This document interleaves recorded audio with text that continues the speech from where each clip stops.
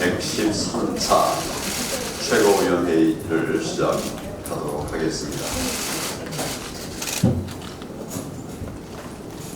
조국 후보자 관련 의혹이 그야말로 점입가경입니다. 이제는 의혹이 너무 많아서 일일이 열을 더하기도 힘든 상황입니다. 어제까지 제가 리스트업을 해보니까 15건이 있었는데 또 늘어나고 있습니다. 조국은 정의와 개혁을 외치면서 특권층을 공격해 왔습니다. 그런데 정작 자신은 온갖 기득권과 특권을 누리면서 살아왔습니다. IMF 금융위기 당시 유학을 막 마치고 와서 아무 수입도 거의 수입이 없는데도 출처불명의 돈으로 아파트를 사고 팔아서 부를 축적했습니다. 우리 국민들은 금모일까지 해가면서 나라 살리겠다고 애타하고 있었던 그 상황에 이런 일을 했던 것입니다. 법률적 지식을 악용해서 국가에 갚아야 할 채무는 면탈했습니다. 청와대 민정수석으로 있으면서 수상한 사모펀드 투자까지 했습니다. 56억에 달하는 재산 형성 과정부터 전형적인 특권층의 모습이라고 아니할 수가 없습니다. 수저 계급론, 신세습 사회를 비판해 왔었습니다. 그런데 본인의 아들과 딸은 외고 보내고 미국 유학 보냈습니다. 금수저 중의 금수저로 키운 것이 드러났습니다. 특히 조국 후보자의 딸은 논문 특혜를까지 받았습니다. 고3 여름방학 한 달 동안 서울 공주 일본을 오가면서 한꺼번에 3개의 특혜 스펙까지 쌓은 걸로 밝혀졌습니다. 후보자 부인의 대학 동기인 공주대 교수에게 인턴을 했습니다. 후보자 동료인 서울대 교수의 도움으로 물리캠프 상까지 받았습니다. 의전원 시험 당시에 부산대에 전화를 걸어서 사실상 딸의 응시를 알렸다는 증언까지 나오고 있습니다. 평범한 보통 학생들은 상상조차 할 수 없는 특혜를 누린 것입니다. 결국 부모가 쌓아준 스펙으로 대학 가고 의전원 갔습니다. 어려운 학생들이 받아야 할 장학금까지 가로챘습니다. 이것이 본인이 그렇게 비난하던 특권 세습이 아니고 뭐겠습니까? 그런데도 조국 후보자는 가짜 뉴스라는 변명만 늘어놓고 있습니다. 뭐가 가짜 뉴스라는 건지 말해보세요. 추상적인 말로 국민들을 현혹하지 말고 구체적으로 우리가 얘기하는 무엇이 가짜 뉴스인지 밝히십시오.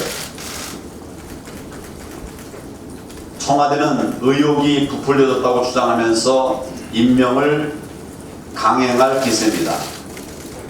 뭐가 어떻게 부풀려졌다는 건지 이것도 말씀해 보십시오. 국민들 앞에 명명백백하게 밝혀보십시오. 우리가 잘못됐다면 잘못됐다고 사과하겠습니다.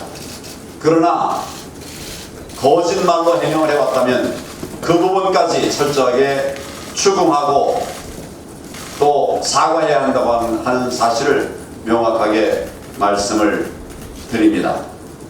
민주당 의원들은 누구나 접근할 수 있는 보편적 기회라면서 조국 후보자 딸이 누린 특혜를 기회로 왜곡하고 있습니다. 참 황당한 논리입니다. 이런 사람들이 입으로는 평등, 공정, 정의를 외치고 있으니까 정말 기가 막힐 노릇입니다. 단언컨대 조국은 청문회 자리에 앉을 자격도 없는 사람입니다. 청와대부터 청문회부터 열자는 청와대와 여당의 주장은 청문회 하루만 넘기면 임명을 강행하겠다고 하는 꼼수의 다름 아닙니다. 지금까지 계속 그렇게 왔습니다. 국민을 무시했습니다. 국회를 무시했습니다. 청문회를 필요한 절차가 아니라 요식 절차로 악용했습니다. 그렇게 해서 조국 후보자가 장관 자리에 앉는다면 법무부 장관이 아니라 무법 장관이라고 외칠 수밖에 없습니다.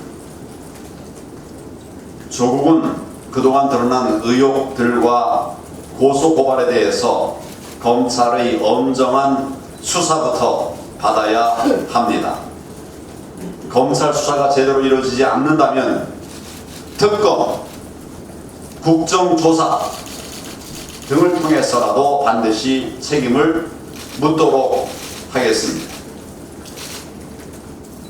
지금 아버지들은 공부하고 알바 뛰느라고 지친 자녀들을 보면서 자신이 조국이 되지 못한 것을 한탄하고 계실 것 같습니다. 대학생들은 내일부터 자발적인 촛불 시위에 나선다고 합니다. 토요일 광화문에서 열릴 우리 당의 국집회에도 분노한 많은 국민들께서 참여하실 것입니다. 문재인 대통령은 분노한 민심을 직시하기 바랍니다. 즉각 조국 후보자 지명을 철회하고 이미 너무나도 깊이 상처받은 우리 국민들께 직접 사죄할 것을 강력하게 요구합니다. 성장은 마이너스, 분배는 최악. 그런데도 계속 고집을 부릴 겁니까? 이 정부에 묻고 싶은 말입니다.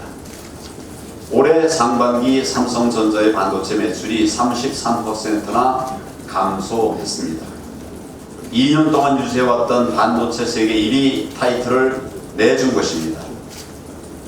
SK하이닉스도 4위로 밀려나면서 빅3에서 빠지고 말았습니다. 8월 20일까지 우리 수출도 전년 대비 13.3% 줄어들었습니다.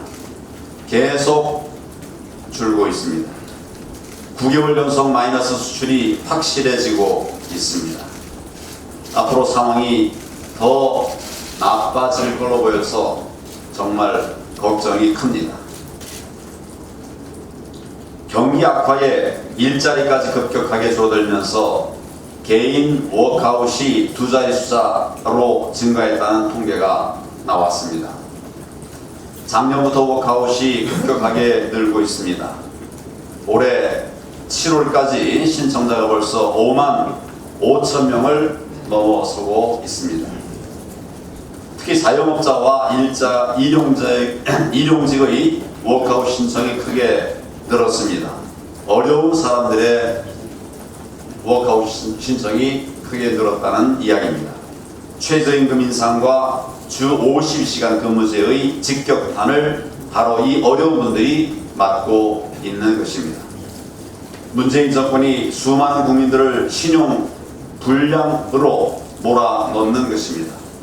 게다가 소득 격차가 최악으로 벌어지고 있습니다. 지난 정부까지 중산층 가구 비율이 꾸준히 늘었습니다. 그래서 2015년에는 중산층이 64.8%까지 높아졌었습니다. 그런데 문재인 정권 이후 급격히 이 중산층이 줄어들고 있습니다.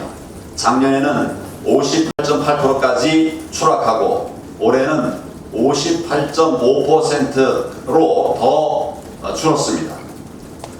빈곤층 비율 2017년 15.9%였는데 올해는 18.1%로 급증했습니다. 고소득층 가구 비율도 20.4%에서 23.4%로 고소득층은 크게 늘었습니다. 이게 뭘 말하는 걸까요? 공정하고 평등한 사회를 만든다고 하던 이 정권의 경제정책이 오히려 빈부격차를 확대하고 중산층을 붕괴시키고 있는 것입니다. 결국 문재인 정권의 경제정책은 어느 하나 성공한 것이 없습니다. 총체적 실패 작임이 명백히 드러나고 있습니다. 더 이상 무모한 좌파 경제 실험을 고집한다면 국민들의 고통만 키우게 됩니다. 나라의 미래까지 무너뜨리게 될 것입니다. 이 정권의 무책임한 탈원전 정책, 이 정책으로 석탄 발전이 늘면서 작년에 이산화탄소 배출량이 사상 최대를 기록하기도 했습니다. 우리가 걱정하는 미세먼지의 원인이 되는 이산화탄소입니다. 이제 대한민국 망치는 일 그만할 때가 됐습니다. 아니, 이미 늦었지만 지금이라도 멈추고 대전환해야 합니다. 우리 국민과 기업들은 더 이상 버틸 수도 기다릴 여유도 없습니다. 여기서 더 추락하면 아예 회복이 불가능해질 수도 있습니다. 문재인 대통령과 이 정권은 제발 정신 좀 차려 주세요. 이제라도 서둘러서 경제 대전환에 나설 것을 강력히 촉구합니다.